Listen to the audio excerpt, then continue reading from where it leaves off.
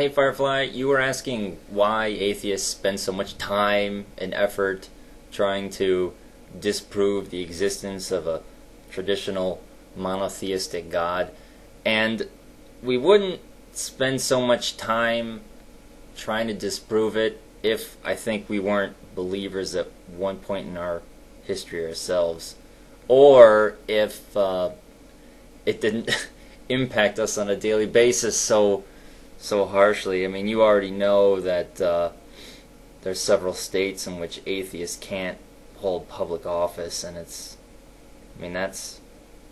a blatant violation of the separation of church and state. I mean, it's stuff like that. It's not anything in particular. It gets on the nerves, and I think that any system of beliefs that cannot be validated logically can enable a person to do really horrible things. And this doesn't include just religion. This includes any sort of dogmatic principles like Maoist China or Stalinist Russia, stuff like that. I mean, those are basically atheistic, but they're not logical, rational basis of belief. They're dogmatic, and I mean, right now, China's still pretty atheistic. They're not doing anything terrible right now, but so right now, the worst dogmatic principles that we have right now are what? They're fundamentalist Islam and fundamentalist Christians. Those are your two big groups. I mean, sure, the Jews and the Palestinians are fighting, but I think that has more to do with tribalism and in-group, out-group behavior than religion. Religion might be used to justify some of the behavior, but I don't think it's the root cause. So that's about it.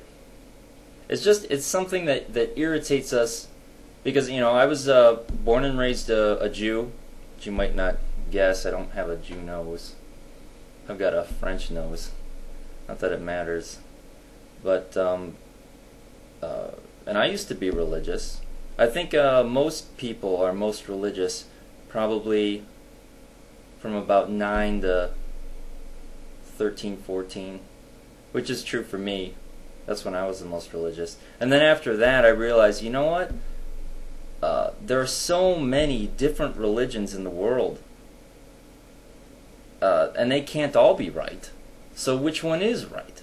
And then you're looking at them all and they're like, you know, none of these make any more sense than any of the other ones. So why would you favor one over another? And then you realize that you're only favoring one because you just happen to be born into a family that was that religion. So I happen to be born into a Jewish family, but I could have just as easily been born into a Hindu family and then I would have been Hindu. So what's the point? And that's just, you realize that religion is just focused superstition, and people are superstitious by nature. You can show that by doing psychological studies. I mean, you've got a scientific background, you know you do that. You can see that people are superstitious by nature. So to encourage and focus people's inherent superstitions with religious dogma, and then have it be such a large population of people, so that not only is it dogmatic, but you've also got social pressures to conform. And it really is a recipe for disaster. And I mean, that's why atheists are so upset about this kind of stuff, because religion can be used to justify horrible things.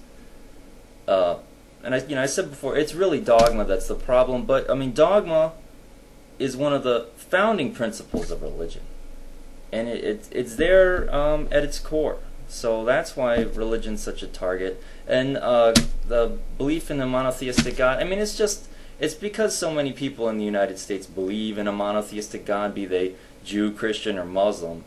But if you look at the history of religions around the world, you realize that, you know, monotheism isn't isn't universal in any sense. Monotheism isn't it's an aberration.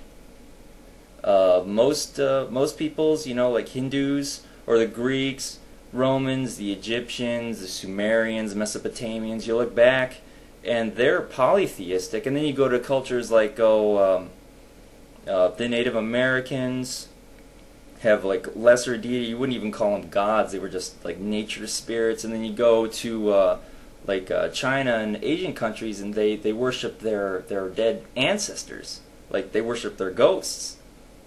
And you realize that, a single God as a creator, I mean, if there really was one, wouldn't he be a universal theme for people all around the world? And then you look and you see that he's not. That he's kind of the exception, and it just happens to be that we're living in the U.S. in a monotheistic society. But really, it could have just as easily been a polytheistic society, and then we wouldn't be having these discussions. And it's just, I mean, it seems like a waste of time for an atheist to spend his time arguing it, but it really upsets us to see people, walking around believing in, the Easter Bunny, as it were, because any god, be it Thor or a Chinese person's ancestor, Osiris, or Yahweh, is just as silly to an atheist as believing in Santa Claus or the Easter Bunny, which you admit that people don't spend a lot of time arguing against. So why do we spend a lot of time arguing against the existence of a God? Because a lot of people believe in a God, and it confuses us. It saddens a lot of us. I mean,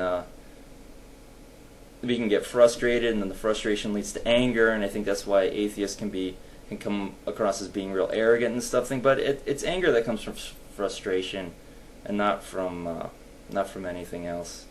But I used to be frustrated about stuff like that, but I'm past that now. I'm into sadness about it. So yeah, that's why we spend a lot of time doing that. So have a good one, and don't work too hard.